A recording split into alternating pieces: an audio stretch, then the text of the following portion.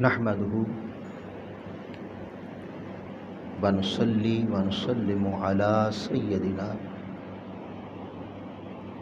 ونبينا ومولانا وملجانا ومأوانا محمد رسول النبي الكريم الأمين المكين الرؤوف الرحيم.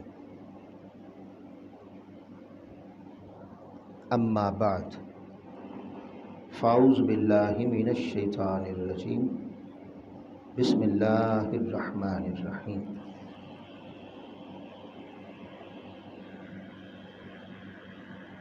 إن مثل عيسى عند الله كمثل آدم خلقه من تراب. صدق الله مولانا العظيم.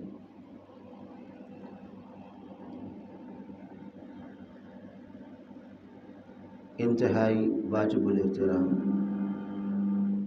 محترم حضرت علامہ مفتی حامد سعیدی صاحب، محتمم ادارہ حاضہ، معزز و محترم علماء کرام، اور آج کی اس جو پچھلے کئی دنوں سے عقائد کی درستگی کے لیے عقائد پر مبنی تسلسل کے ساتھ یہ ایک نشست چل رہی ہے، اس میں جو بڑی قربانی کے ساتھ اپنا دنیاوی معاملات کو ترک کر کے حضور علیہ السلام کی نسبت عقائد صحیحہ اور عقائد کے حوالے سے اپنی اصلاح کے لیے تسلسل کے ساتھ آ رہے ہیں، میں بڑا خوش ہوا ہوں یہ بات سن کر۔ اللہ تعالیٰ آپ کو اس پر استقامت عطا فرمائے اور ہمارے عقائد اللہ رب العزت انہیں درست فرمائے اور وہ عقائد عطا کرے جو صحابہ کرام کے تھے۔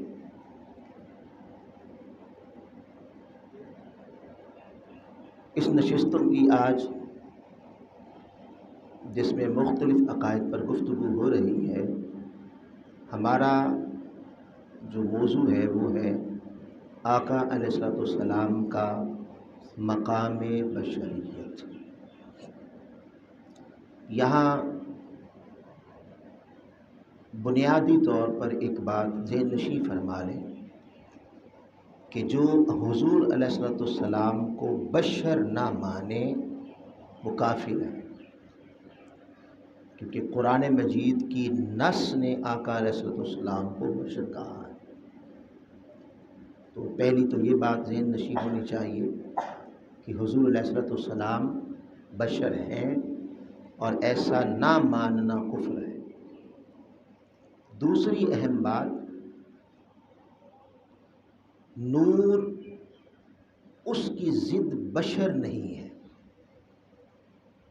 یعنی جو لوگ اس طرف گئے اور حضور علیہ السلام کو کی بشریت پر زور دے کر آپ کی شان نورانیت کا انکار کرتے رہے، ان کی ایک بنیادی بڑی غلطی یہ ہے کہ وہ نور کی ضد سمجھتے ہیں بشریت کو۔ ضد ہوتی ہے نا، متضاد چیزیں ہوتی ہیں، جیسے دھوپ کی ضد چھاؤں ہے، کبھی اکٹھے نہیں ہو سکتے۔ آگ کی ضد پانی ہے، کبھی اکٹھے نہیں ہو سکتے۔ اسی طرح میں عرض کر رہا تھا کہ دن کی ضد ہے رات ہے، اکٹھے نہیں ہو سکتے۔ یہ غلطی ہے کہ نور کی ضد بشریت قرار دینا۔ نور کی ضد بشریت نہیں ہے، بلکہ نور روشنی کو کہتے ہیں اور اس کی ضد ظلمت ہے، اندھیرے کو کہتے ہیں۔ بشر اور نور اکٹھا ہو سکتا ہے، یہ کوئی ایسی شے نہیں ہے کہ اکٹھا نہیں ہو سکتا۔ اللہ رب العزت نے جو اپنے محبوب صلی اللہ علیہ وآلہ وسلم کو مختلف عظیم شانوں سے نوازا، ان میں لازوال شانوں سے نوازا، بے مثال شانوں سے نوازا، ان میں ایک شان نورانیت ہے اور ایک شان بشریت ہے۔ نور اور بشر ہونا بھی حضور علیہ السلام کے شانوں اور عظمتوں میں سے ہے۔ ہماری آج کی گفتگو حضور علیہ السلام کا مقام بشریت ہے۔ اب ایک بات یہ بھی یاد رکھیں کہ اللہ تعالیٰ نے اپنے محبوب صلی اللہ علیہ وآلہ وسلم کو جو بے مثال، لا تعداد اور لا زوال عظمتوں اور شانوں سے نوازا ہے، اس ایک ہی شان کو لے لیں تو کسی نے یہ جو کہا بڑا خوب کہا کہ زندگیاں ختم ہوئیں اور قلم ٹوٹ گئے، تیرے اوصاف کا ایک باب بھی پورا نہ ہوا، تیرے اوصاف کا ایک باب بھی پورا نہ ہوا۔ ماشاء اللہ، کیا حال ہے؟ آپ ٹھیک ہیں؟ خیریت سے؟ ماشاء اللہ، تشریف رکھیں۔ تو آقا علیہ السلام کی ایک ہی شان کو لے لیں تو اس ایک شان ہی کی عظمت بیان کرتے رہیں، مختلف پوائنٹ آف ویو سے، مختلف زاویہ نگاہ سے، تو سارے سمندروں کی سیاہی بن جائے اور سارے درختوں کی قلم بن جائے اور ساری مخلوقات لکھنا شروع کر دیں، تو آقا علیہ السلام کے ایک ہی وصف کو کما حق کو بیان نہیں کر سکتے جو شان اللہ پاک نے عطا کی۔ اسی طرح شان بشریت ہے، تو شان بشریت کو بھی کئی پوائنٹ آف ویو سے پڑھا جا سکتا ہے، اور عشاق کرام، علماء کرام نے اسے اپنے اپنے انداز میں بیان کیا ہے۔ اب ہم آج جو آقا علیہ السلام کی شان بشریت کا موضوع لے رہے ہیں تو وہ اس اعتبار سے ہے کہ اگر ہم یہ چاہتے ہیں کہ آقا علیہ السلام کی شان بشریت کو سمجھیں تو سب سے پہلے یہ سمجھنا ہوگا کہ ہماری بشریت کا مقام کیا ہے۔ قرآن و حدیث کی روشنی میں بعض لوگ کم فہم، کم علم، جہالت کی بنا پر حضور کو کہہ دیتے ہیں میرے جیسا بشر یا ہم جیسا۔ اگر یہ سمجھنا ہو کہ حضور کیسے ہیں تو سب سے پہلے ہم کیسے ہیں اور ہماری بشریت کا مقام کیا ہے، اسے قرآن و حدیث کی روشنی میں سمجھنا چاہیے۔ اگر یہ بات سمجھ آ جائے کہ ہماری بشریت کا مقام کیا ہے تو ہم آقا علیہ السلام کی مقام بشریت کو سمجھنے میں بہت حد تک اس کو سمجھ پائیں گے اور وہاں تک مقام کو سمجھنے میں آسانی ہمارے لیے پیدا ہو جائے گی۔ اب یہاں آپ لوگوں میں بہت سارے جو دین کے طلباء بھی ہیں اور علماء بھی ہیں، ان کے لیے بھی ایک لمحہ فکریہ ہے۔ یاد رکھیں، اللہ تعالیٰ سیدی صاحب کو صحت دے، تندرستی دے، ان کی بڑی کاوش رہتی ہے، بہت بڑی کنٹریبیوشن ہے ان کی دینی معاملات میں آقا علیہ السلام کے دین کے پرچار کے لیے۔ اس طرح کی محفلیں سجاتے رہتے ہیں، اپنے ادارے کے طلباء کے لیے تربیتی نشستیں رکھتے رہتے ہیں، اخلاق بھی سنوارنے کی کوشش کرتے ہیں۔ جیسے یہ بہت بڑا قدم اٹھایا ہے انہوں نے کہ یہ اب عقائد اہل سنت کیا ہیں اور عقائد صحیحہ کیا ہیں قرآن و حدیث کی روشنی میں، تاکہ ہر بندہ، عقائد چونکہ بنیاد ہوتی ہے، اگر عقائد ہی کمزور ہوگا تو عمل کی جتنی بھی اوپر آپ منزل کھڑی کر لیں وہ بالکل ایک ہوا کے جھونکے سے گر جائے گی، کوئی اس کی اہمیت نہیں ہوگی۔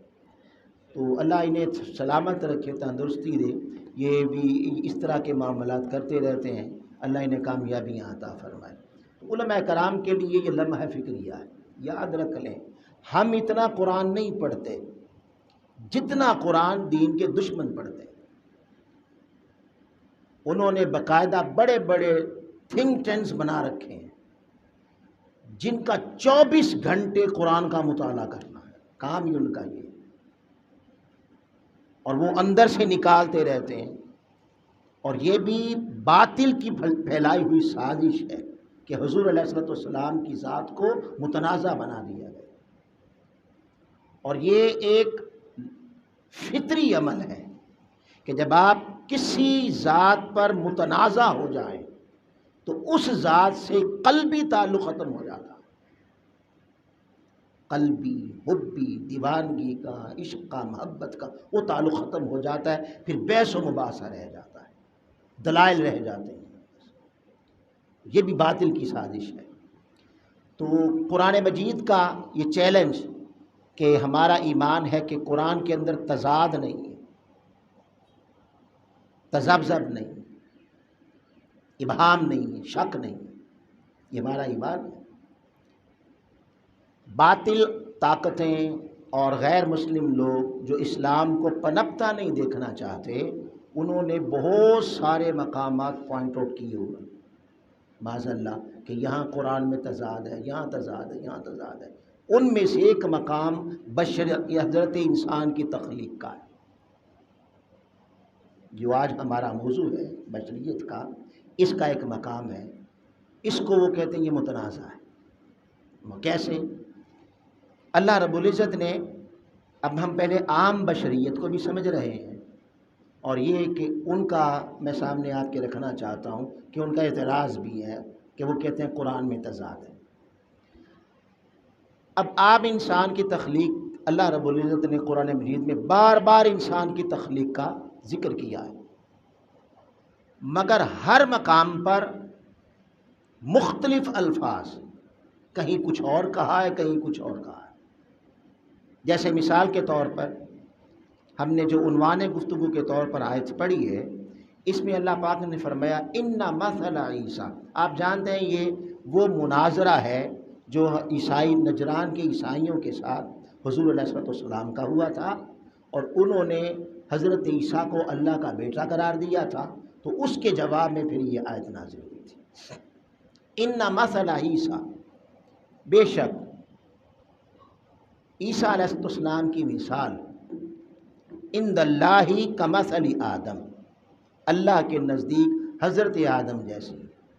حضرت آدم پہلے انسان ہیں، ابو البشر ہیں، پہلے انسان ہیں۔ اب ان کی تخلیق کی بات کرتے قرآن کہتا ہے خلقہ من تراب، وہ آدم جسے اس نے تراب سے بنایا۔ کیا لفظ آیا؟ تراب، تراب سے بنایا۔ تراب بھی عربی میں مٹی کو کہتے ہیں، تو تراب سے بنایا۔ اب یہاں لفظ آ گیا پہلے انسان کی تخلیق کا، یعنی ابو البشر کا، کہ ابو البشر کو اللہ نے آدم علیہ السلام کو تراب سے بنایا۔ دوسرے مقام پہ چاہیں تو فرمایا خلق الانسان من طین، اس نے انسان کو تین سے بنایا۔ وہاں کیا فرمایا؟ تراب سے بنایا، یہاں کیا فرمایا؟ تین۔ یہ دوسرا مقام ہے، یعنی ایک انسان بن رہا ہے، تو وہاں تراب آ گیا، یہاں تین آیا۔ پھر فرمایا خلق الانسان من صلصال من حمأ مسنون، اس نے انسان کو سلسال سے بنایا اور حمأ مسنون سے بنایا۔ یہ تیسرا مقام ہے آپ کے سامنے۔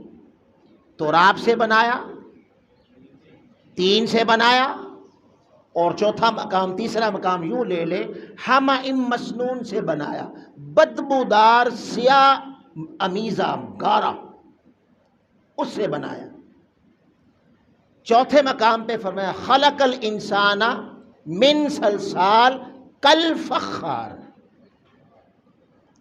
کہ اس نے انسان کو سلسال سے بنایا، ایسی مٹی کہ جسے چھیڑا جائے تو آگے سے جواب دیتی ہے، بولتی ہے، تڑاک پڑاک بولتی ہے۔ یہ کون سی مٹی ہوتی ہے؟ کچی مٹی کو آپ چھیڑیں تو بولتی ہے؟ نہیں، کون سی بولتی ہے؟ جسے آگ کے اندر پکایا جائے اور پھر چھیڑیں تو پھر بولتی ہے۔ چوتھا مقام آ گیا۔ پانچویں مقام پہ فرمایا خلق الانسان من علق، پورا مٹیریل ہی چینج کر دیا۔ یعنی وہاں دیکھیں نا، وہاں چلو مٹی تو تھی، تراب بھی مٹی کی قسم ہے، تین بھی مٹی کی قسم ہے، حمأ مسنون بھی مٹی کی قسم ہے، صلصال بھی مٹی کی قسم ہے۔ اب یہاں بالکل مٹیریل ہی چینج کر دیا۔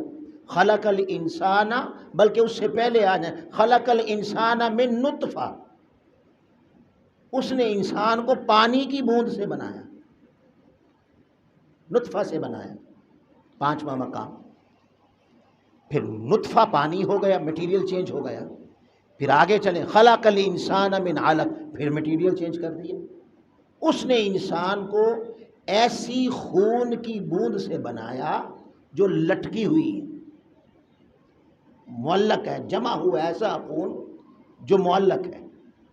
اس کے بعد آگے چلیں تو فرمایا پھر اس نے انسان کو مدغہ سے بنایا۔ مدغہ بوٹی کو کہتے ہیں، یعنی آپ گوشت کی بوٹی لیں اور منہ میں رکھ کے چبائیں تو چبانے کے بعد باہر نکالیں گے، جو حالت اس کی نظر آئے گی اس کو عربی میں مدغہ کہتے ہیں۔ تو اس نے انسان کو اس سے بنایا۔ پھر عظامن کا لفظ آیا، ہڈیوں سے بنایا۔ اب وہ کہتے ہیں کہ جناب آپ کہتے ہیں قرآن میں تضاد نہیں، یہ لمحہ فکریہ ہے۔ یہ علماء آپس میں جھگڑوں میں پڑ گئے ہیں، ایک دوسرے پر طعن و تشنیع میں پڑ گئے ہیں، ایک دوسرے کو نیچا دکھانے میں پڑ گئے ہیں، ایک دوسرے سے جیتنے میں، آگے نکلنے میں پڑ گئے ہیں، اور حضور کے دین کے خلاف کتنی بڑی سازشیں ہو رہی ہیں۔ اب وہ کہتے ہیں کہ جناب آپ کہتے ہیں قرآن میں تضاد نہیں ہے، اب یہ بتائیں کہ کہیں کہتا ہے تراب سے بنایا، کہیں کہتا ہے تین سے بنایا، کہیں کہتا ہے حمأ مسنون سے بنایا، کہیں کہتا ہے صلصال سے بنایا، کہیں کہتا ہے پانی کی بوند سے بنایا، مدغہ سے بنایا، علق سے بنایا، عظام، بھائی کس سے مانے بنایا؟ یہ تضاد نہیں تو کیا ہے معاذ اللہ؟ یہ بات آپ کو سمجھ آ رہی ہے کہ میں آپ کو ایک فکر کی بات درد بتا رہا ہوں آپ کو، عالمی سطح پر کیا گیمیں کھیلی جا رہی ہیں اور کہاں کہاں اعتراض اٹھ رہے ہیں۔ اور یہی اعتراض اگر اس نوجوان کے سامنے جو اس روشن خیالی کی پیداوار ہے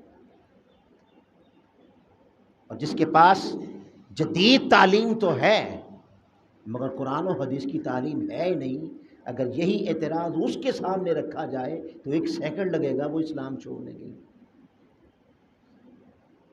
قرآن سے دور جانے کے لیے ایک سیکنڈ لگے گا اس کے لیے کہ یہ دیکھیں جناب واقعی قرآن پاک ہے۔ اب وہ کہتے ہیں ہم کس سے مانیں، ہمیں بتاؤ۔ آپ کہتے ہیں تضاد نہیں ہے، تو یہ تضاد نہیں تو معاذ اللہ کیا ہے؟ 8 چیزیں بیان کی جا رہی ہیں، مٹیریل چینج کیا جا رہا ہے، کہیں پانی کی بات ہے، کہیں مٹی کی بات ہے، کہیں خون کی بات ہے، کہیں گوشت کی بات ہے، کہیں ہڈیوں کی بات ہے۔ بھئی بنایا کس سے؟ یہ بات آپ سمجھ گئے؟ تو یہاں بڑا مطالعہ چاہیے، قرآن مجید کے اندر اپنے دل کو لوگوں سے فارغ کر دیں، توجہ سے فارغ کر دیں، اپنی سوچ کو بلند لے جائیں، عالمی سطح پر لے جائیں۔ اس وقت نچلے سطح پر نہیں، بڑی سطح پر بہت بڑا بگاڑ پیدا ہو چکا ہے اور اس کو فیس کرنے کی اس ٹائم میں ضرورت ہے۔ قرآن مجید ایک بشر کی بات کر رہا ہے، بشر ایک بن رہا ہے اور باتیں عجیب کر رہا ہے، کہیں کچھ کہتا ہے کہیں کچھ کہتا ہے، تو یہ دیکھیں تضاد ہے۔ تو جواب اس کا یہ ہے کہ نہیں جناب قرآن میں تضاد نہیں ہے۔ بولیے کیا قرآن میں تضاد نہیں ہے؟ تو پھر یہ کیا ہے؟ اس کی مثال یہ ہے ہر چیز کی تخلیق کا ایک نقطۂ آغاز ہوتا ہے اور وہ کئی پروسیس سے گزر کے ایک نقطۂ منتہا ہوتا ہے۔ مثال کے طور پر یہ میرے ہاتھ میں گلاس ہے، یہ ایسے ہی از خود تھا؟ نہیں، پہلے یہ پتھر تھا، یہ اس کا نقطۂ آغاز ہے، مٹی تھا۔ جب یہ پتھر تھا تو اس کو ہم گلاس کا نام دے سکتے تھے؟ جی آپ پتھر لیں اتنا، اس کو کوئی گلاس کہہ سکتا ہے؟ انسان نے چمکایا، اتنا چمکایا کہ وہ شیشہ بن گیا، اب گلاس بننے لگا ہے نا۔ تو پہلے کیا تھا؟ پتھر، اب جب چمک کے شیشہ بن گیا اب پتھر کہیں گے؟ اب نام بدل جائے گا، ہے وہی ایک، ہے وہی، اب کہیں گے شیشہ ہے۔ اب جب شیشہ ہے وہ دینا چاہتا تھا اس کو، یہ کاسا گلاس بنانا چاہتا تھا، پھر اس نے کیا کیا؟ اس کو بھٹی میں ڈالا اور آگ میں پگھلایا تو مایا پانی بن گیا۔ وہ جب پانی بن گیا تو اس کو پتھر کہیں گے؟ خالی شیشہ کہہ سکتے ہیں؟ مایا ہو گیا۔ پھر اس نے ایک سانچہ بنایا تھا، ڈائی وہ تھی، سانچہ تھا، اس میں ڈالا، جب اس میں ڈالا اور خشک ہوا تو یہ شکل بنی، مگر ڈل ڈل تھا، شکل یہ بن گئی مگر ڈل تھا، یعنی اس طرح آر پار نظر نہیں آ رہا تھا۔ پھر اس کو چمکایا اور چمکانے کے بعد آخری صورت میں جا کے یہ گلاس بنا، تو کہا یہ گلاس ہے۔ آپ سمجھ گئے نا یہ بات؟ کوئی دنیا کی چیز لے لیں، یہ بھی سیدھا ایسے نہیں بنا، اس کے پہلے پرزے جوڑے گئے تو پرزا تھا، پھر کٹ بن گئی، پھر اس کی وہ LCD بن گئی، پھر سارے کے اوپر جمع پروٹیکٹر لگایا، اس کو سورا جوڑا، اب نام اس کا نہ CD ہے، نہ وہ کیا ہے پرزا ہے، نہ اس کا نام وہ خالی کٹ ہے، اب یہ وہ ساری چیزیں بنی، آخر پہ اس کو کیا کہا؟ یہ موبائل ہو گیا۔ تو اسی طرح انسان اپنے نقطۂ آغاز سے لے کر اپنے نقطۂ منتہا تک جن جن حالتوں سے گزرا، اللہ نے اول سے لے کر آخری حالت تک اس کو جن جن پروسیس سے گزارا، ہر پروسیس کا الگ الگ ذکر کر دیا،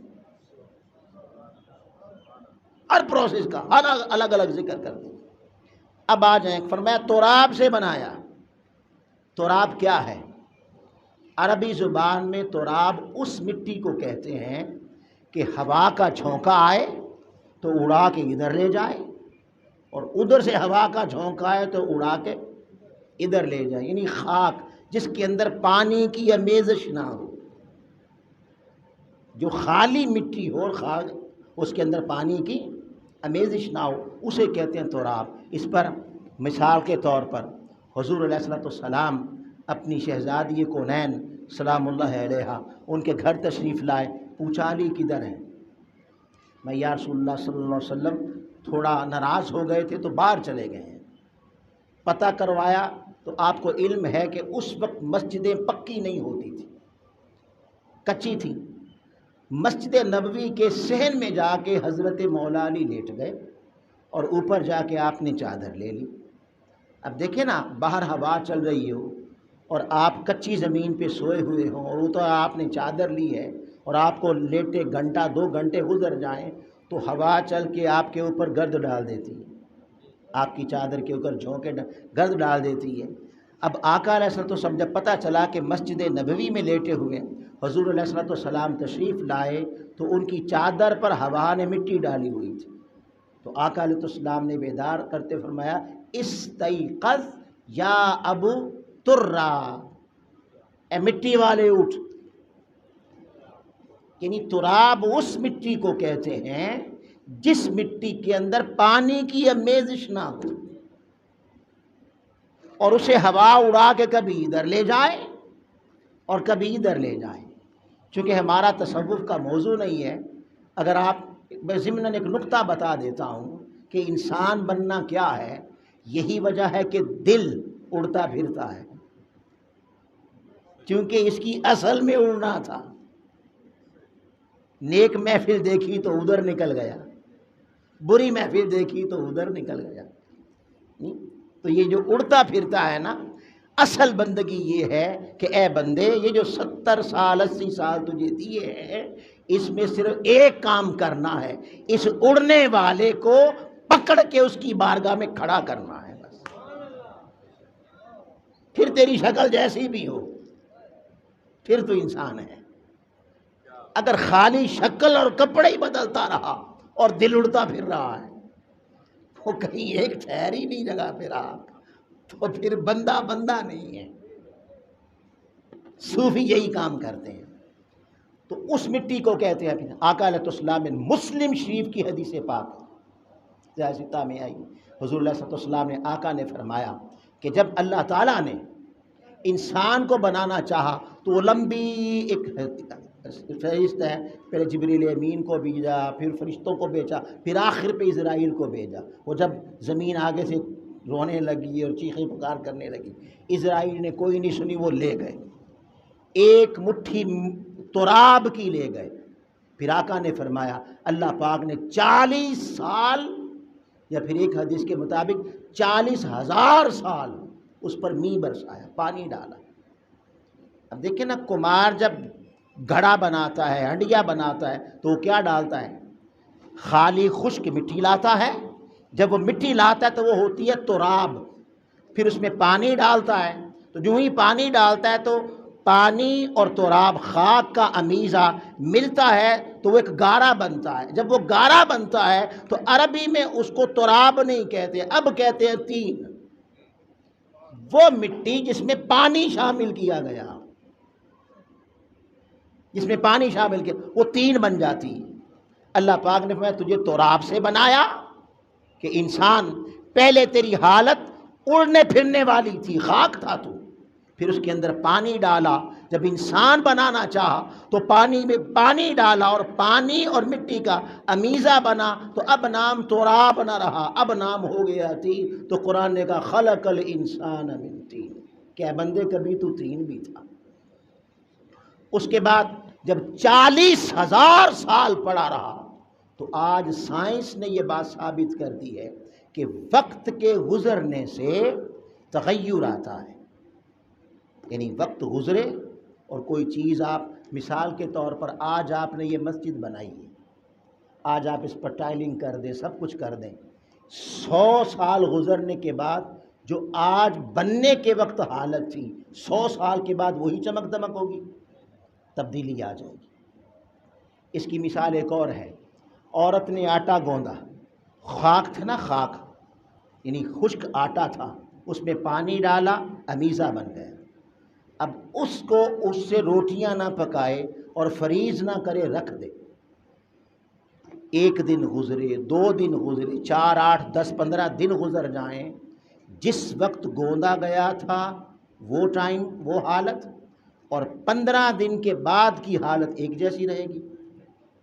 2 طرح کی تبدیلی ہے۔ سالن پکا لیں، سالن بنایا تھا تو جب بن رہا تھا تو اس کی خوشبو آپ کو کھینچ رہی ہوتی ہے، اگر اچھا ہو، آپ کا پسندیدہ ہو تو خوشبو کھینچ رہی ہوتی ہے، اس وقت اس کے اندر سے خوشبو آ رہی تھی۔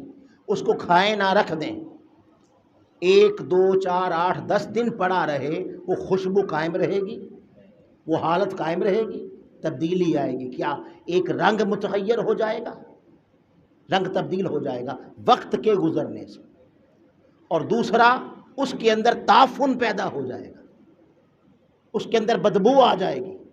جب 40 می ڈالا، جب مٹی کی لے گئے تو ہوئی تراب، پانی ڈالا تو ہوئی تین، اور جب 40,000 سال پڑا رہا وہ امیزہ، تو اس کے اندر 2 تغیر آئے، رنگ بدلا اور اس کے اندر تعفن، بدبو آنے لگی، تو اب نہ تراب رہا نہ طین رہا، اب ہو گیا حمیم مسنون، بدبودار گارا، بدبودار گارا، تعفن اٹھنے لگا۔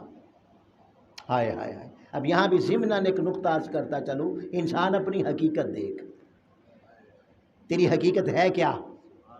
کہ تیری حالت یہ ہے کہ کھانا کھانے سے پہلے خوشبو دیتا ہے، اور تو کھا لے اور تو اس کو 2-4 گھنٹوں کی صحبت دیتا ہے اپنی، تیرے اندر وہ رہتا ہے 2-4-5-6 گھنٹے رہ کے جب تو خارج کرتا ہے تو وہ تیری اصل بتاتا ہے یہ ہے تو کہتا ہے میں کیا میں اب تو اس کی طرف دیکھنا پسند نہیں کرتا، وہ بتا رہا ہوتا ہے یہ ہے تو، کہ تو نے اچھی بلی خوشبودار چیز کو بدبودار بنا دیا۔ وہ بدبودار کیوں بنا؟ اس لیے کہ تیری تخلیق ہی اس سے ہوئی ہے، تو بنا ہی حامہ مسنون سے ہے نا۔ تو جب تیری صحبت پائی، تیرے اندر رہا، تو نے 2-4-8-10 گھنٹے، بھئی تو نے پیا تھا مشروب، روح افزا پیا، سندل پیا، کتنی خوشبوئیں دے رہا تھا، جب تیرے اندر گیا اور اندر چند گھنٹے ابھی رہا تھا، جب نکلا وہ تیرے جسم سے نکلے، وہ چاہے ببول بن کے نکلے، دونوں صورتوں میں تیری حقیقت کو ظاہر کر دیتا۔ وہ بدبو کیوں دیتا ہے یہ بات سمجھیں، اس لیے کہ تو حامہ مسنون سے بنا ہے۔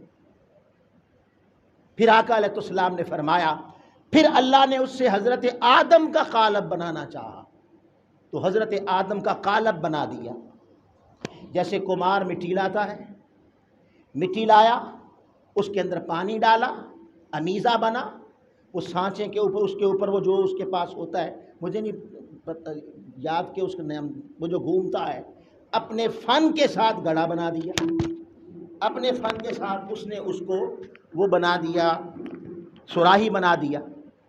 اب جب اپنے فن کے ساتھ اس سانچے سے جو اوپر وہ جو گھومتا ہے بنا دیتا ہے، بن گئی، اب اٹھا کے رکھے، اب چھیڑیں، آواز دے گا؟ جی ہائے ہائے، کیا ہوگا؟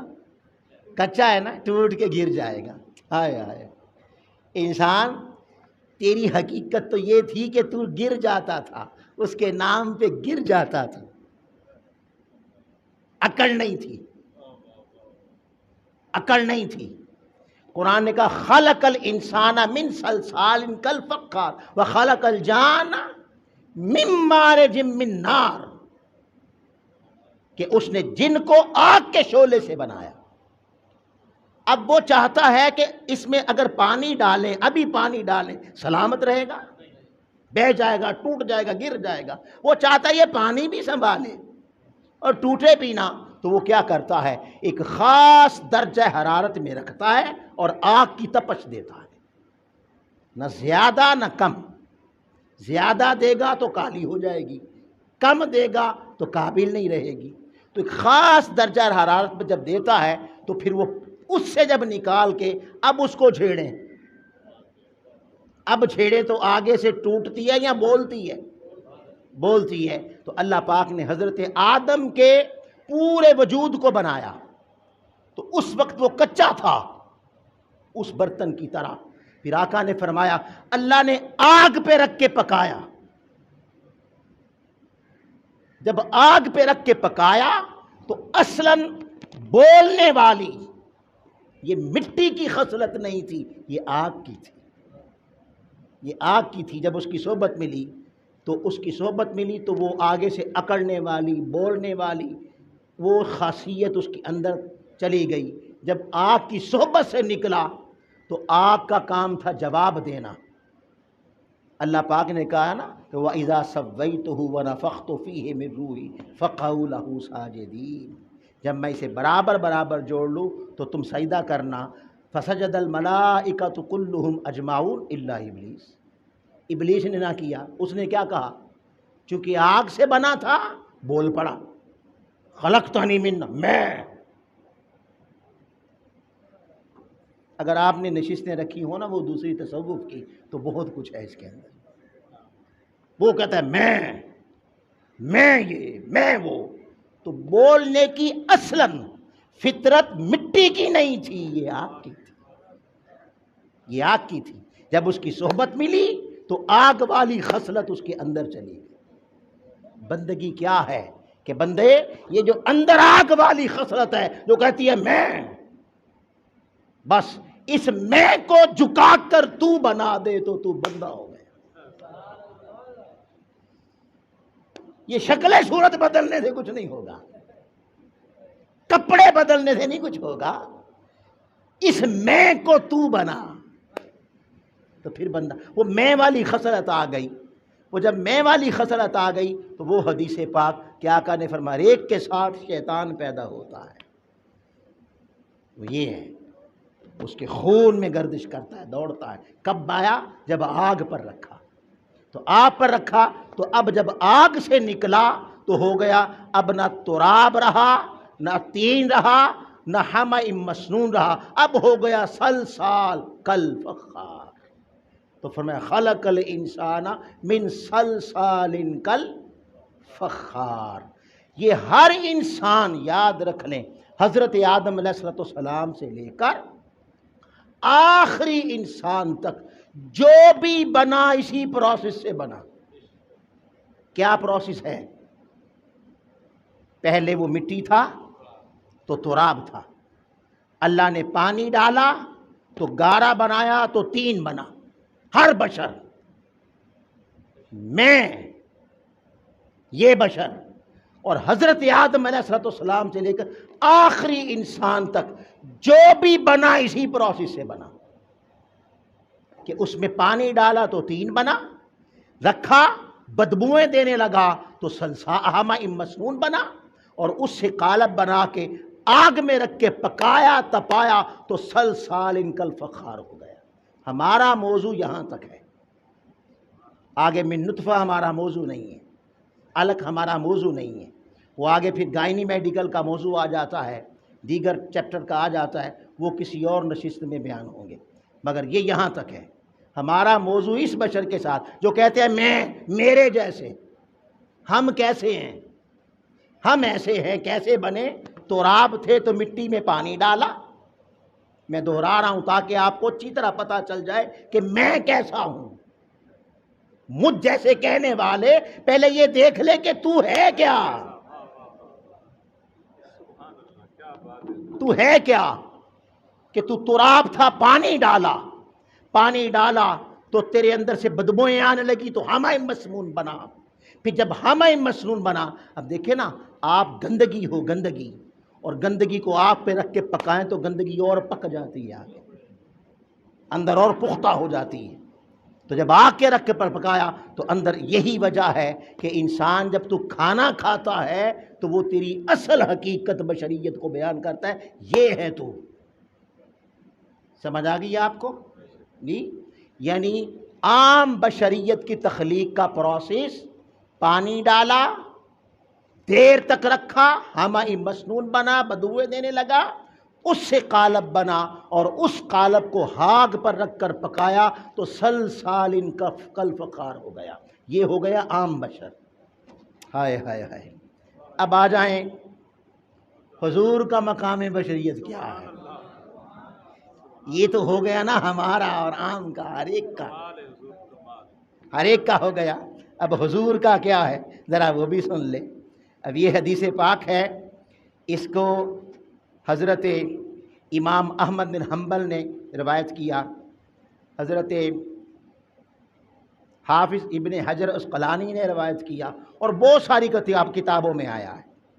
جب باری آئی تخلیق بشریت محمدی کی صلی اللہ علیہ وآلہ وسلم، تو اللہ پاک نے حضرت کعب اخبار رضی اللہ تعالیٰ عنہ، اس کے راوی ہیں، وہ فرماتے ہیں کہ میں نے آقا علیہ السلام سے سنا، حضور نے فرمایا کہ جب بشریت محمدی، حضور کے بشر کے بنانے کی، بشری پیکر کے بنانے کی باری آئی تو اللہ تعالیٰ نے جبریل امین کو فردوس یعنی جنت کے اعلیٰ و ارفع جو بلند مقام کے فرشتے تھے، کہا ان کو ساتھ لے لے۔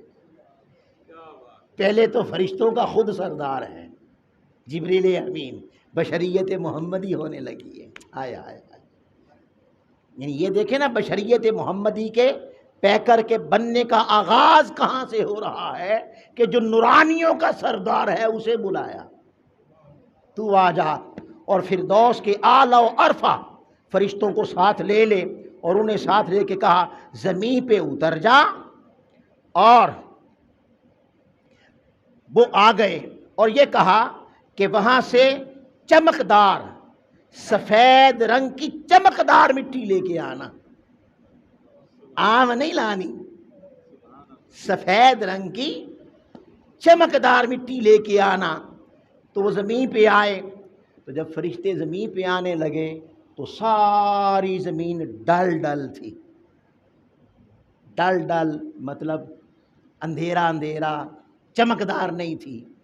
اور ادھر فرمایا تو نیچے اتر جا، اور آقا نے فرمایا بین القبری و منبری، بین البیتی روضۃ من ریاض الجنہ، اور ادھر سے جنت کا ٹکڑا وہاں رکھ دیا جو چمک رہا تھا، جو سفید تھا۔ تو وہ آ گئے اور آ کر ایک مٹھ مٹی کی وہاں سے اٹھائی، لے گئے۔ میں کہنے والے اور خود کو اپنے جیسا کہنے والے، تیری تو یہ تھی بشریت کہ تجھے لے کے گئے تو پانی ڈالا، رکھا تو بدبوئیں آنے لگی، پھر آگ پہ پکا کے بنایا۔ تو چونکہ ہر بشر ایسے ہی بن رہا تھا نا بھئی، پروسیس تو یہی تھا ہر بشر کے بننے کا۔ تو جب وہ لے کے آ گئے جبریل امین تو پانی ڈالنے لگے، اللہ پاک نے فرمایا جبریل یہ کیا کر رہے ہو؟ مولا بشر بنانے لگے ہیں۔ بھئی بشریت کا تو انکار کرنے والا ویسے ہی کافر ہے نا، تو بشر بنانے والے ہیں، چونکہ ہر کوئی ایسے بنا ہے نا، تو ہر کوئی ایسے بنا تو اس لیے بنانے لگے ہیں۔ آواز آئی جبریل یہ ہر کوئی جیسا تھوڑی ہے، یہ کوئی ہر کوئی جیسا ہے؟ ارے یہ تو میرے محبوب، یہ وجہ تخلیق کائنات، یہ سید الانبیاء ہیں، یہ قائد المرسلین ہیں، یہ ختم نبوت کے تاجدار ہیں، میرے محبوب ہیں۔ یہ ہر کوئی جیسا نہیں ہے، ایسے نہیں بنانا، اس بشر کو ایسے نہیں بنانا۔ پوچھا مولا کیسے بنانا ہے؟ میں اسے جنت میں لے جاؤ اور جنت کی نہروں کے، کوثر و تسنیم کے خوشبودار نورانی پانیوں سے گوندو۔ ہائے ہائے ہائے ہائے ہائے ہائے۔ جب حضور کی بشریت کی تخلیق کی بات آئی تو اللہ نے قاعدے ہی بدل ڈالے، قانون بدل ڈالے۔ ہماری بشریت آگ پہ رکھ کے پکائی گئی، آقا کی بشریت کو آگ کے قریب بھی نہیں لے جایا گیا۔ اسے جنت میں لے جاؤ اور جنت کے خوشبودار اور کوثر و تسنیم کے نورانی پانیوں سے اس کو گوندو۔ نورانی پانیوں سے گوندا گیا اور پھر اس کو چمکایا گیا۔ پھر کیا کیا گیا؟ چمکایا گیا۔ اور آقا نے فرمایا کئی ہزار سال اس مٹی کو چمکایا گیا، کوثر و تسنیم کے پانیوں سے تھی مٹی مگر نور سے زیادہ چمکنے لگی۔ بھئی دیکھیں گندا کپڑا ہوتا ہے نا، گندا کپڑا، اس کے اوپر میل کچیل آ جائے تو آپ اس کو دھو دیں تو گندا رہتا ہے، جی گندا رہتا ہے۔ اور اگر آپ کوئی گندی چیز لے کے آپ پہ رکھ کے پکا دیں تو وہ تو گندگی اور پک گئی نا، اندر گندگی اور پک گئی۔ یہاں تو قاعدہ ہی الٹا ہے، یہاں تو سارا قانون ہی الٹ ہو گیا۔ اسے چمکایا گیا، کوثر و تسنیم کے پانیوں سے اسے گوندا گیا، خوشبودار پانیوں سے گوندا گیا۔ اب دیکھیے، آپ مٹی کی ڈلی لے لیں اور اسے عطر میں ڈبو دیں، عطر سے خشک لے لیں مٹی اور اس کے اندر عطر ڈال کے گوند دیں، تو بتائیں وہ خالی رہے گی یا خوشبو دے گی؟ حضرت خدا کی قسم حضور جہاں سے گزر جاتے گلیاں مہک جاتی تھی، گلیاں مہک جاتی تھیں، اور آقا کی خوشبو سے ہم حضور کو تلاش کر لیتے تھے۔ حضور کے وجود کی وہ خوشبو آئی کہاں سے ہے؟ اس لیے کہ وہ خوشبو جب بشریت محمدی کا خمیر تیار کیا جا رہا تھا، اسے پانی سے نہیں، جنت کے خوشبودار کوثر و تسنیم کے پانیوں سے جب گوندا گیا تو بابا خوشبو نہ دے تو کیا دے؟ سمجھ آ گئی آپ کو؟ پھر چمکایا گیا اور کئی ہزار سال چمکایا گیا۔ یہ جو میری اینک کا شیشہ ہے یہ بھی پتھر تھا، یہ پتھر تھا، اسے کس نے چمکایا؟ انسان نے۔ جب انسان نے چمکایا تو نظر گزر گئی، روشنی گزر گئی۔ انسان تو مٹی کو چمکائے تو روشنی گزر جاتی ہے، تو جسے رب نے چمکایا وہاں سایہ کیسے بنتا؟ آپ کو بات سمجھ آ گئی؟ وہ جو روشنی گزر جاتی تھی، کیوں گزرتی تھی؟ اس لیے کہ وہ متقاضی تھا، تخلیق بشریت محمدی کا متقاضی تھا کہ روشنی گزرے، روشنی گزرے۔ کیوں؟ اس لیے کہ اسے جنت میں چمکایا گیا ہے، اور جب عام مٹی چمکا دی جائے تو اس سے تو نظر گزار دیتا ہے اور روشنی گزار دیتا ہے۔ حضور علیہ الصلوۃ والسلام کو جب رب نے چمکایا، پھر آگے چلیں، ایک ہے یہ شیشہ، یہ پہلے مٹی تھی، اس کے اندر سے نظر نہیں گزرتی تھی، انسان نے چمکایا تو نظر گزری، روشنی گزر گئی۔ اسی طرح آپ میں سے کسی کی نظر کمزور ہو جاتی جی، اب انسان چمکا کے اسی مٹی کو آپ کی آنکھ پہ رکھتا ہے، آپ کی آنکھ پہ رکھتا ہے، تو جو کم دکھائی دیتا تھا وہ پورا دکھائی دینے لگ جاتا ہے۔ ایسا ہی ہے۔ پھر انسان نے اور چمکایا اور چمکایا اور چمکایا تو خوردبین بنا دی، خوردبین بنا دی۔ یہ جو آپ خون کے ٹیسٹ نہیں کرواتے اور آپ کو کہتے ہیں یہ آپ کو اللہ نہ کرے، اللہ نہ کرے، سمجھانے کے لیے کہہ رہا ہوں، کسی کو کہہ دیتے ہیں بھئی اس کو ہیپاٹائٹس ہے، اس کو ڈینگی ہے، اس کو کورونا ہے، تو کیوں کہتا ہے؟ اس لیے کہ وہ اس خون کو رکھ کے ایک ایسے شیشے سے دیکھتا ہے کہ جو عام نگاہ سے نظر نہیں آتا، اس شیشے کے اندر سے دیکھیں تو وہ سب کچھ نظر آتا ہے، وہ سب کچھ نظر آتا ہے۔ اور سائنس کہتی ہے یہاں ہوا میں، فضا میں اتنے بیکٹیریاز ہیں، چھوٹے چھوٹے جراثیم ہیں، یہ پانی بھرا پڑا ہے جراثیم کے ساتھ، ہر غذا میں، آپ کے جسم کے اوپر ہے، ہمیں نظر آ رہے ہیں جی، مگر اگر آپ خوردبین رکھ کے دیکھیں تو آپ کو وہ سب کچھ نظر آئے گا جو عام آنکھ دیکھ نہیں سکتی۔ بابا انسان چمکائے تو وہ سب کچھ دکھا دے جو عام انسان نہیں دیکھتی، تو پھر تعجب کی کون سی بات ہے کہ اگر حضور ادھر کھڑے ہوں تو اوپر دیکھیں تو جنت کے حوض کوثر کو دیکھ لیتے، اور قبر کے اوپر سے گزرتے قبر کے اندر دیکھ لیتے۔ کیوں تھا؟ کیونکہ رب نے چمکایا تھا۔ آقا نے فرمایا واللہ انی انظر الی حوض الان، کہ بے شک میں میدان احد میں کھڑا اس وقت آسمانوں سے پار، جنت اوپر ہے، آسمانوں سے پار جنت کے اندر حوض کوثر کو دیکھ رہا ہوں۔ اپنے اوپر قیاس کرنے والے، تیری بشریت اور ہے، مصطفیٰ کی بشریت اور ہے، تیرے بشر کے بننے کا پروسیس اور ہے، حضور کی بشریت کے بننے کا پروسیس اور ہے۔ تو جب اللہ نے چمکایا اور اتنا چمکایا تو پھر آقا علیہ الصلوۃ والسلام ادھر ہوں تو ابراہیم کو دیکھتے ہیں، ابراہیم کو دیکھتے ہیں، نمرود جھگڑا کر رہا ہے جی، ماں کے شکم میں ہو تو ابرہا کا حال دیکھتے ہیں، زمین کے اوپر ہو تو قبر کے اندر دیکھتے ہیں، تو بابا ادھر ہو تو زمین دیکھے، ماں کے شکم میں ہو تو ابرہا کا حال دیکھے، زمین کے اوپر ہو تو قبر کے اندر دیکھے۔ تو پھر کیا معنی ہے یہ بات ماننے میں کہ گنبد خضرا میں ہو تو سارا جہان دیکھے؟ حضور گنبد خضرا میں ہو سارا جہان دیکھیں، بھئی اس میں سمجھنے والی، حیرت والی کون سی بات ہے؟ وہ دیکھنا ہی چاہیے۔ کیوں؟ اس لیے کہ جیسے بنائے گئے ہیں تقاضا ہے کہ سب کچھ دیکھے۔ آواز سمجھ؟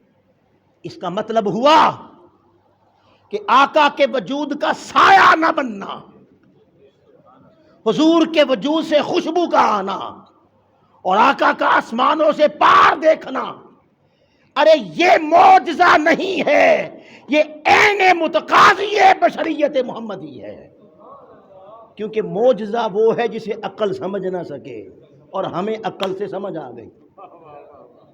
کیا بات ہے حضرت، کیا نکتہ ہے۔ یہاں عقل نے سمجھا دیا کہ خوشبو آتی کیوں تھی، سایہ کیوں نہیں بنتا تھا، نگاہ پار کیسے جاتی ہے، یہ عین عقل سے سمجھ آ گئی، علم سے سمجھ آ گئی، شریعت کا مطالعہ کرنے سے سمجھ آ گئی، قرآن کے مطالعہ کرنے سے سمجھ آ گئی، تو پتہ چلا کہ وہ بشر ہی ایسا تھا۔ اس بشریت کا مقام ہی یہ ہے، اس بشریت کا تقاضا ہی یہ ہے کہ عام بشر جو کچھ نہ دیکھے، رب نے چمکا کے بھیجا ہے وہ سب کچھ دیکھے۔ آپ سمجھ گئے نا بات؟ اس سے خوشبو آنی چاہیے۔ پھر آگے بڑھیں۔ آج یہ بشریت، ہماری بشریت اور ہمارا مقام یہ ہے کہ آج انسان نے ترقی کی، اور ترقی کی تو انسان آج بائی پاس کرتا ہے، دل نکال لیتے ہیں، دل چیر دیتے ہیں، دل چیر دیتے ہیں۔ مگر اگر دل نکالنا اور دل کو چیرنے کا اگر معاملہ آ جائے تو اس وجود، اس بشر کو کہ کہیں ڈیڈ نہ ہو جائے، اس کو ایک مصنوعی دل لگاتے ہیں تاکہ اندر پمپنگ رہے اور وہ پورا دورانیہ رہے خون کا۔ اور اس میں بھی جو اس وقت ریشو ہے وہ تقریباً شاید 50% پہ اب چلی گئی ہے، آدھے مر جاتے ہیں آدھے بچ جاتے ہیں، یہ ہم کہہ سکتے ہیں۔ مگر بتائیں کبھی اس بشر میں سے کسی نے کہا کہ میرا سینہ چرا میں دیکھ رہا تھا، میرا دل نکلا میں دیکھ رہا تھا، میرا دل چرا میں دیکھ رہا تھا؟ اس بشر نے کبھی کہا؟ بھئی کیسے کہے، یہ بشر ہی کچھ اور ہے، یہ بشر کی تخلیق کچھ اور ہے، یہ محتاج ہے دل کا، یہ محتاج ہے دل کا۔ اب آئیے 4 مرتبہ شق صدر ہوا، جب سفر معراج پہ جانے لگے۔ حدیث بخاری، حدیث مسلم پڑھ لیں جا کے صحیح ستہ میں، ہر حدیث میں موجود ہے کہ آقا علیہ السلام فرماتے ہیں میرا سینہ چیرا گیا۔ آئے آئے آئے، سینہ چرا، آنکھ دیکھ رہی تھی، دل نکلا، دل چرا، آنکھ دیکھ رہی تھی، اور جنت کے تشت پہ پانی تھا، اس میں دویا گیا، اس میں اس کے اندر انوار و تجلیات اور علم و عرفان کے سمندر انڈیلے گئے، اور پھر بند کر کے سینے میں رکھا اور سینہ پھر سی دیا۔ پوری سرجری ہے، پورا بائی پاس ہو گیا۔ مگر قربان جائے اس بشر کا عالم یہ ہے، کوئی بشر ایسا نہیں جو یہ کہہ سکے میرا سینہ چرا اور میں نے دیکھا، دل نکلا میں نے دیکھا۔ کیوں؟ اس لیے کہ یہ بشر تخلیق کا پروسیس اور ہے، یہ بشر محتاج ہے دل کے دھڑکنے کا، ورنہ اللہ کو کیا ضرورت تھی کہ وہ سینے چرواتا؟ کیوں چروائے؟ اس لیے کہ پتہ چل جائے، خبردار اس بشر کو اپنے جیسا نہ کہنا، اس کو بشر ضرور جاننا، بشر ضرور ہے مگر عام بشر نہیں ہے۔ تمہاری بشریت دل کے دھڑکنے کی محتاج ہے، اور میرے محبوب کی بشریت دل کی بھی محتاج نہیں ہے۔ سینہ چر گیا، دل چر گیا، اور دل دلتا رہا، اور نگاہ مصطفیٰ، ارے موت کا آنا تو دور کی بات ہے، محض بے ہوش بھی نہ ہو، سب کچھ آنکھ سے دیکھتی رہی۔ کیوں؟ اس لیے کہ اس بشریت کا مقام ہی یہ تھا کہ وہ محتاج نہ تھی دل کی۔ پھر حضور علیہ السلام کا ہر عمل سنت کے لیے ہے، سنت کے لیے ہے۔ آقا علیہ السلام صیام وصال رکھتے رہے، پے در پے روزے رکھنا، ایک دن 2 دن نہیں، مہینہ گزر گیا، نہ کچھ کھایا نہ پیا نہ افطار کیا، مگر چہرہ پھر بھی گلابوں سے زیادہ تر و تازہ رہتا، پھر بھی گلابوں سے زیادہ تر و تازہ رہتا۔ اور صحابہ کرام جو حضور علیہ السلام کے عاشق تھے، وہ آقا علیہ السلام عاشق کہتے ہی اسے ہیں محبوب کی اداؤں میں ڈھل جائے۔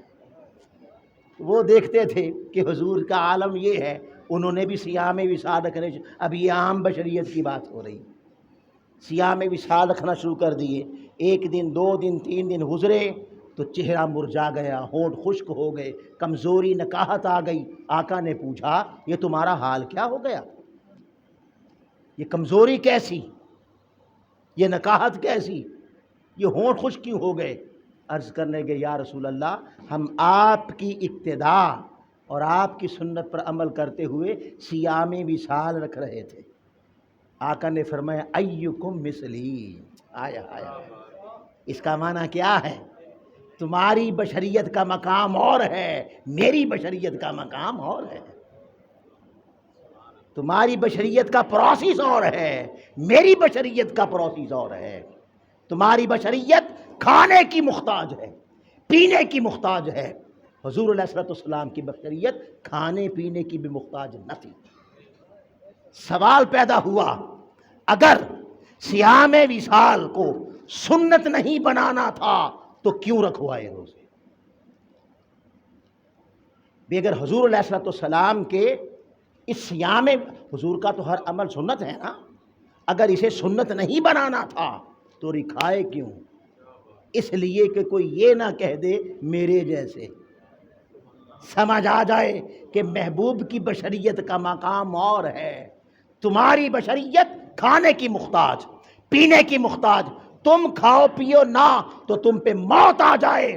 مصطفیٰ نہ بھی کھائے نہ بھی پیئے تو بابا کمزوری کا موت کا آنا کیا، آپ کے چہرے پر تو کمزوری کے آثار بھی نہیں آتے، چہرہ پھر بھی گلابوں کی طرح تازہ رہتا ہے۔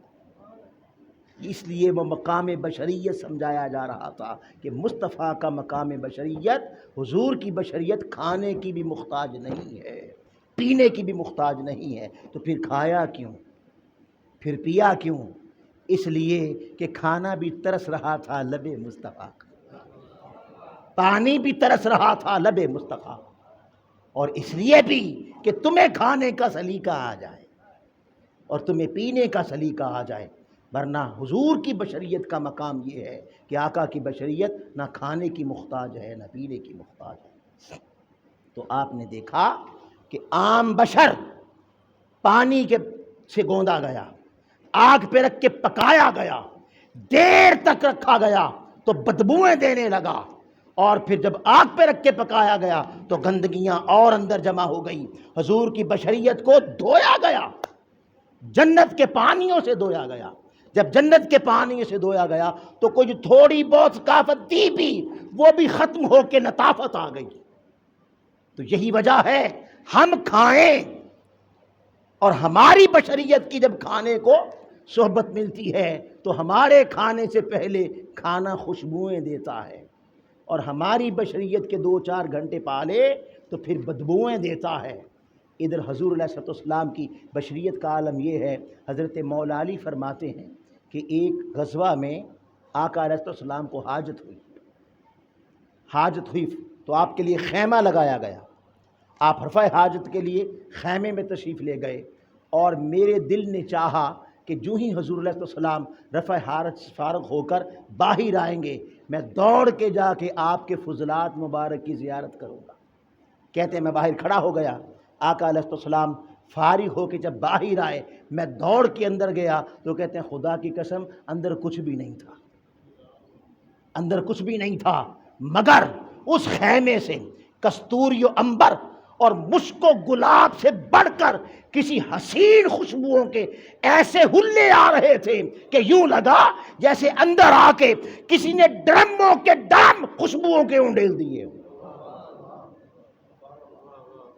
میں نے عرض کی یا رسول اللہ، میں آپ کے فضلات مبارک کی زیارت کرنا چاہتا تھا۔ آپ نے فرمایا علی، زمین انبیاء کے فضلات نگل جاتی ہے۔ وہ خوشبو کیسی تھی؟ وہ جنت کے کوثر و تسنیم کے چونکہ پانیوں سے گوندے گئے تھے نا، وہ آگ کے قریب نہیں گئے، جب اس سے گوندے گئے تو اس بشریت کا عالم یہ ہے کہ اب کھانا کھانے سے پہلے صرف خوشبوئیں دیتا ہے، اور جب بشریت مصطفیٰ کی صحبت پا کے آتا ہے تو پھر خوشبوئیں نہیں دیتا، خوشبوؤں کے حلے دیتا ہے۔ یہ آقا علیہ الصلوۃ والسلام کی بشریت کا مقام تھا، تقاضا تھا۔ اس کو، اس بشریت کو حضرت آدم سے لے کر آخری انسان تک جو بھی بنا قرآن کے اس اصول کے مطابق بنا۔ پانی ڈالا، گارا بنا، بدبوئیں دینے لگا، آگ پہ رکھ کے پکایا گیا، سوائے بشریت محمدی کے۔ جب ان کے بنانے کی باری آئی تو پھر سارے قاعدے اللہ نے بدل ڈالے۔ لہٰذا عقیدہ کیا ہوا؟ بشر ہیں، کہ قرآن نے کہا انما انا بشر مثلکم، بشر ہیں مگر ہم جیسے۔ جس نے کہا حضور بشر نہیں، کافر ہو گیا۔ جس نے کہا حضور بشر نہیں، کافر ہو گیا۔ اور جس نے کہا بشر ہیں ہم جیسے ہیں، بچا اس کا بھی کچھ نہیں، بچا اس کا بھی کچھ نہیں۔ بشر ہیں، بشر نہیں، عظمت بشر ہے، میرا پیغمبر عظیم تر ہے۔ اللہ پاک ہمارے حال پہ کرم فرمائے اور حضور کی نسبت اچھا عقیدہ فرمائے۔ مجھے یاد آ گیا، پیر مہر علی شاہ کی بڑی اچھی رائے ہے، وہ قبول کر لو اور اسے عقیدہ بنا لو۔ وہ کیا؟ کوئی مثل نہیں ڈھولن دی، کوئی مثل نہیں ڈھولن دی، چپ کر مہر علی تھا جا نہیں بولا۔ حاضر و ناظر و نور و بشر کو چھوڑ، کیا یہ کم ہے کہ تیرے عیبوں کو چھپائے ہوئے ہیں؟ تو کن جھگڑوں میں الجھا ہوا ہے؟ اللہ پاک ہمارے حال پہ کرم فرمائے۔ اللہ ہماری ان نشستوں کے ذریعے سے ہمارا عقیدہ درست فرمائے، اور جب ہم زندہ رہیں اور ہمیں موت آئے تو ہمارا عقیدہ عین قرآن و سنت کے مطابق ہو۔ وما علینا الا البلاغ۔